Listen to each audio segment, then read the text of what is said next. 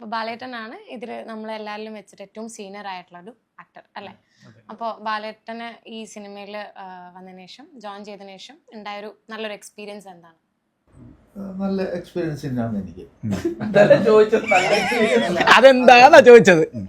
മമ്മൂക്കന്റെ സെറ്റിൽ ഞങ്ങളോട് പറഞ്ഞിട്ടുണ്ട് നിങ്ങൾക്ക് പറയാനുള്ളതൊക്കെ ഇതിന് മുന്നേ പറഞ്ഞു തീർന്നു. ഈ ഇന്റർവ്യൂവിനകത്ത് പറയരുത്. അല്ല, എനിക്ക് മമ്മൂക്കന്റെ എന്നാ ഒരു പടം പറഞ്ഞോളി, രണ്ടാമതെങ്ങാനും പറയാം. സ്റ്റാർട്ടിങ് കിട്ടാൻ പറഞ്ഞു പറഞ്ഞോളൂ.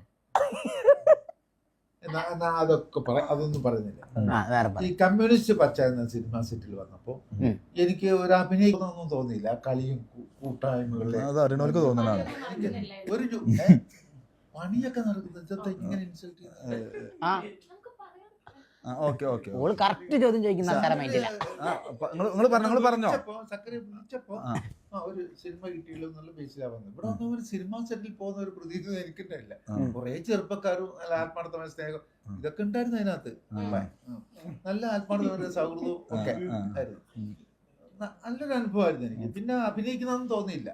പിന്നെ അഭിനയിക്കാൻ വന്നവരും അതേപോലെ തന്നെ അഭിനയിക്കാൻ തോന്നാതെ അഭിനയിക്കും. നല്ലതാണ്. അത് സത്യമായിട്ട് പറയണം. അതിപ്പോ സിനിമ കാണുമ്പോൾ അവർക്കറിയാം ബാലേട്ടൻ എന്ന് പറഞ്ഞ് ശരി തന്നെയാണെന്ന് മനസ്സിലാവും.